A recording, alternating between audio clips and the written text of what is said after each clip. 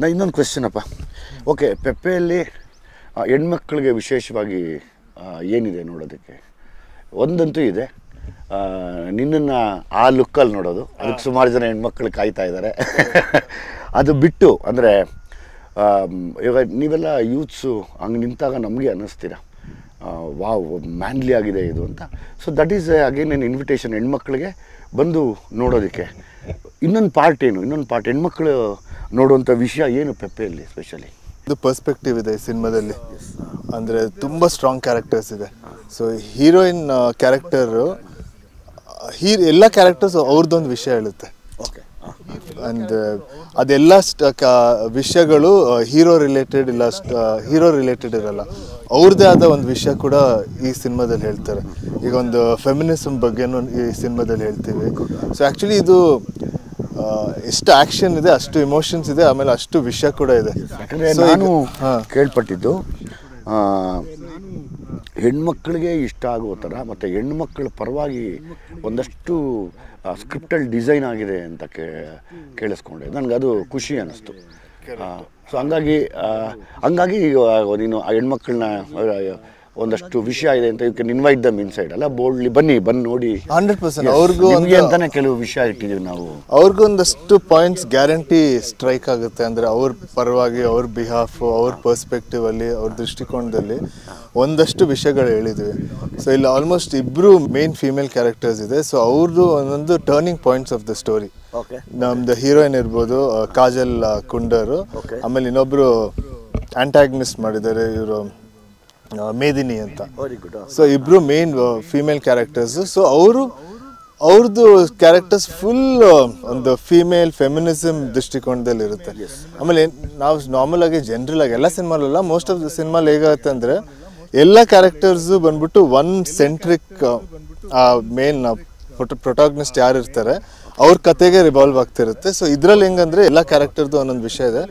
ಆಮೇಲೆ ಈ ಕ್ಯಾರೆಕ್ಟರ್ಸ್ ಹೇಗಿದೆ ಅಂದರೆ ನೀವು ಸಿನಿಮಾ ಆದಮೇಲೆ ಅದ್ರ ಬಗ್ಗೆ ಯೋಚನೆ ಮಾಡ್ತೀರಿ. ಎಸ್, ಇದು ನೋಡ್ತಿರುವಂಥ ಎಲ್ಲ ಪ್ರೀತಿಯ ಕನ್ನಡ ಕಲಾಭಿಮಾನಿಗಳಿಗೆ ನನ್ನ ಕಡೆಯಿಂದ ಇನ್ನೊಂದು ರಿಕ್ವೆಸ್ಟ್ ಏನು ಅಂದರೆ, ಪೆಪ್ಪೆ ಸಿನಿಮಾಲಿ ವಿನಯ್ ಅವ್ರನ್ನ ಹೊರತುಪಡಿಸಿ ಹೆಣ್ಮಕ್ಳು ನೋಡಬೇಕಾದ ಕೆಲವು ಅಂಶಗಳು ಅಂದರೆ ಕಥೆನ ನಿಮ್ಮ ಮುಂದೆ ರಿವೀಲ್ ಮಾಡಿದಿರ. ನಾನು ಕೇಳ್ಪಟ್ಟಂಗೆ ತಿರ್ಗಾ ಹೆಣ್ಮಕ್ಳಿಗೆ ತುಂಬ ಇಂಪಾರ್ಟೆನ್ಸ್ ಕೊಟ್ಟು ತುಂಬ ವಿಷಯನ ಈ ಸಿನಿಮಾಲ್ಲಿ ಹೇಳಿದ್ದಾರೆ. ನಿಮಗೆ ನೋಡೋಕ್ಕೆ ಯಾಕೆ ಅಂದರೆ ಈಗ ಯಾವಾಗಲೂ ಪ್ರಶ್ನೆ ಉಟ್ಕೊಳ್ಳುತ್ತೆ, ಒಂದು ಸಿನಿಮಾನ ಯಾಕೆ ನೋಡಬೇಕು, ಒಂದು ಸಿನಿಮಾನ ನಾನೇನು ಏನಕ್ಕೆ ಥಿಯೇಟ್ರ್ ಒಳಗಡೆ ಬರಬೇಕು ಅನ್ನೋ ವಿಚಾರ ತೊಗೊಂಡಾಗ ಫಸ್ಟು ಹೌದು ಆ್ಯಸ್ ಇಟ್ ಈಸ್ ನಾವು ಆ್ಯಸ್ ಎ ಹೀರೋ ಅವ್ರನ್ನ ಹೊರಗಡೆ ತಂದು ತೋರಿಸ್ತೀವಿ, ಒಂದು ಟ್ರೈಲರ್ ರೂಪದಲ್ಲಿ ತಂದಿರ್ತೀವಿ. ಅದಾದಮೇಲೆ ಇನ್ನೊಂದು ಸರಿ ಯಾಕೆ ಆ ಯೋಚನೆಗಳಿರುತ್ತೆ. ಯಾವಾಗಲೂ ಒಬ್ಬ ನೋಡಿಗನಿಗೂ ಕೂಡ ಒಂದು ಆ ಯೋಚನೆ ಬರುತ್ತೆ, ಯಾಕೆ ನೋಡಬೇಕು ಅಂದರೆ ಹೆಣ್ಮಕ್ಳು ಮುಂದೆ ಬಂದು ನೋಡಬೇಕು, ಹೆಣ್ಮಕ್ಳಿಗೆ ಇಷ್ಟ ಆಗುವಂಥ ಮತ್ತು ಹೆಣ್ಮಕ್ಳ ಪರವಾಗಿ ತೆಗೆದಿರೋವಂಥ. ಈಗ ನಮ್ಮ ಭೀಮಾ ಆದಮೇಲೆ ಮತ್ತೊಂದು ಸಿನಿಮಾ ಅಂದರೆ ಅದು ಪೆಪ್ಪೆ ಅಂತ ಹೇಳ್ಬೋದು ಅಲ್ವಾ. ಅಂದರೆ ಈಗ ನಮ್ಮಲ್ಲಿ ಏನು ಈಗ ಇನ್ಸ್ಪೆಕ್ಟರ್ ಗಿರ್ಜಾ ಅಥವಾ ನಮ್ಮ ಕಲ್ಯಾಣಿ ಅಥವಾ ಹೀರೋಯಿನ್ ಎಲ್ಲ ಸಪ್ರೇಟ್. ಎಸ್, ಅದೇ ಥರ ಪೆಪ್ಪೆಲ್ಲೂ ಕೂಡ ಒಂದಷ್ಟು ಹೆಣ್ಮಕ್ಳ ಕ್ಯಾರೆಕ್ಟರ್ಸ್ನ ಇಟ್ಕೊಂಡು ಕಂಪ್ಲೀಟ್ ಕಥೆನ ಡಿಸೈನ್ ಮಾಡಿರೋದು. ಅಂಡರ್ ಕರೆಂಟಲ್ಲಿ ಹೆಣ್ಮಕ್ಳ ವಿಷಯನ ತುಂಬ ದೊಡ್ಡ ಮಟ್ಟಕ್ಕೆ ಹೇಳಿದ್ದಾರೆ ಅಂತ ಇವತ್ತರೆಗೂ ಎಲ್ಲ ಕಡೆ ಟಾಕ್ ಇದೆ. ಸೊ ಹಂಗಾಗಿ ಆ ಒಂದು ವಿಷಯ ಆ್ಯಸ್ ಎ ಡೈರೆಕ್ಟರ್ ಆಗಿ, ಆ್ಯಸ್ ಎ ಇವರ ಮನೆಯ ಅಭಿಮಾನಿಯಾಗಿ ನಾನು ಅದನ್ನು ಇಂಟರ್ವ್ಯೂ ಮಾಡ್ತಾ ಇದ್ದೀನಿ. ಮಿಸ್ ಮಾಡಬೇಡಿ, ಬನ್ನಿ ನೆಕ್ಸ್ಟ್ ಎಪಿಸೋಡಲ್ಲಿ ಏನು ಮಾತಾಡಬೇಕು ಅಂತ ಕೇಳ್ತೀನಿ, ನೋಡೋಣ. ಎಸ್ ವಿನಯ್, ಈಗ ಹೆಣ್ಣು ಮಕ್ಕಳು ಹೀರೋಯಿನ್ ವಿಶೇಷತೆ ಏನು, ಅಥವಾ ಇನ್ನೊಬ್ರು ಯಾರೋ ಎಗೇನ್ಸ್ಟ್ ಹೀರೋಯಿನ್ಗೆ ಮಾಡಿದ್ದಾರೆ ಅಂತಲ್ಲ, ಅವ್ರದ್ದೇನು? ಸೊ ಅದೇ ಅವ್ರದ್ದೊಂದು main opposite character. Okay. So ನನಗೆ ಆಪೋಸಿಟ್ ಕ್ಯಾರೆಕ್ಟರ್ ಅವ್ರದ್ದು. ಗುಡ್. ಅವ್ರು ಪ್ಲೇ ಮಾಡ್ತಾರೆ. ಈ ಕತೆ ಕೇಳ್ಬೇಕಂದ್ರೇನು ಒಂದಷ್ಟು ಸೀನ್, ನೀವು ಯಾವುದೇ ಕತೆ ಕೇಳಿದ್ರೆ ಒಂದಷ್ಟು ಸೀನ್ ಇಂಪ್ಯಾಕ್ಟ್ ಆಗುತ್ತಲ್ಲ. ಕರೆಕ್ಟ್. ಆ ಸೀನ್ ಕೇಳಿದ ತಕ್ಷಣ ಆಯ್ತು ಈ ಕತೆ ಮಾಡಬೇಕು ಅಂತ. ಹೌದೌದು. ಸೊ ನನ್ನ ಸೀನ್ಗಳು ಎಷ್ಟು ಇಂಪ್ಯಾಕ್ಟ್ ಆಯ್ತು, ನನಗೆ ಇದೊಂದು ಹೀರೋಯಿನ್ ಒಂದು ಸೀನ್ ಇದೆ. ಓಕೆ, ಅದು ಹೇಳೋದು ಬೇಡ. ಸೊ ಆ ಸೀನು ಕೂಡ ಅಷ್ಟೇ ಇಂಪ್ಯಾಕ್ಟ್ ಆಗಿ ಆ ಸೀನ್ ಕೇಳಿದ ತಕ್ಷಣ ಈ ಕತೆ ಫಿಕ್ಸ್ ಅಂತ ಫಿಕ್ಸ್ ಮಾಡ್ಕೊಂಡಿದ್ದೆ. ಸೂಪರ್. ಸೊ ಅಷ್ಟು ಪವರ್ಫುಲ್ ಆಗಿದೆ. So nice. ವಿನಯ್, ಈ ಪೆಪ್ಪೆ ಸಿನಿಮಾಲಿ ಕೂರ್ಗಲ್ಲಿ ನಡೆದಂಥ ಈ ಕಾಂಚೀರಾಮ್ ಕಾಲೋನಿ ಅಂತ ಏನೋ ಕೇಳ್ಪಟ್ಟೆ, ಅದು ಕರೆಕ್ಟ್? ಅಲ್ಲಿ ನಡೆದಿದ್ದು ಒಂದು ರಿಯಲ್ ಇನ್ಸಿಡೆಂಟಾ ಇದು? ಇಲ್ಲ, ಆ್ಯಕ್ಚುಲಿ ಅದು ನಮ್ಮ ಕತೆಗೂ ಅವ್ರದ್ದಕ್ಕೂ ಏನು ಇನ್ಸ್ಪಿರೇಷನ್ ಇಲ್ಲ. ಬಟ್ ನಾವಲ್ಲಿ ಒಂದು ಫೈಟ್ ಸೀಕ್ವೆನ್ಸ್ ಶೂಟ್ ಮಾಡೋಕ್ಕೆ ಹೋದ್ವಿ. ಓಕೆ. ಅಲ್ಲಿ ಅವ್ರ ಸ್ಟ್ರಗಲ್ಸ್, ಅವರು ಅವ್ರ ಕಾಲೋನಿನ ಹೇಗೆ ಕಟ್ಟರು, ಅದಕ್ಕೆ ಏನೇನು ಕಷ್ಟಪಟ್ಟರು ಅಂತ ಹೇಳಕ್ ಹೋದ್ರು. ಓಕೆ. ಸೊ ಅವಾಗ ನೋಡಿದ್ರೆ ಅದೊಂಥರ ನಮ್ಮ ಪೆಪ್ಪೆಗೆ ಆ್ಯಕ್ಟಿಂಗ್ ಮಾಡೋಕ್ಕೆ ಇಲ್ಲ ಶೂಟ್ ಮಾಡೋಕ್ಕೆ ಒಂದು ಮೋಟಿವೇಶನ್ ಸಿಕ್ತು. ಓಕೆ. ಸೊ ಅವ್ರು ಎಷ್ಟು ಕಷ್ಟಪಟ್ಟಿದ್ರು. ಒಂದು 200-300 ಜನ ಫ್ಯಾಮಿಲಿಗಳಿದ್ದಾರೆ. ಆಲ್ಮೋಸ್ಟ್ ಒಂದು 10 ಇಯರ್ಸಿಂದ ಆ ಜಾಗದಲ್ಲಿದ್ದಾರೆ. ಬಟ್ ಅಲ್ಲಿ ಬರೋಕ್ಕೆ ಒಂದಷ್ಟು ಸ್ಟ್ರಗಲ್ಸು, ಒಂದಷ್ಟು ಜನನ ಎದುರಿಸಿ ಇನ್ನೂ 10 ಇಯರ್ಸ್ ಆದರೂ ಇನ್ನೂ ಹೋರಾಡ್ತಾನೆ ಅಲ್ಲಿದ್ದಾರೆ. ನಮ್ಮ ಭಾರತದಲ್ಲಿ ತುಂಬಾ ವಿಷಯಗಳಿಗೆ ಹೋರಾಟ ನಡೀತಾನೆ ಇರುತ್ತೆ. ಸ್ವತಂತ್ರ ಸಿಕ್ಕಿದ್ರು ಯಾಕೋ ಅವ್ರಿಗೆ ಗೊತ್ತಾಗ್ತಾ ಇಲ್ಲ. ನಾವು ಅದನ್ನು ಬಿಡ್ತಾ ಇಲ್ಲ, ಹೋರಾಟ ಮಾಡ್ತಾನೆ ಇದ್ದೀವಿ.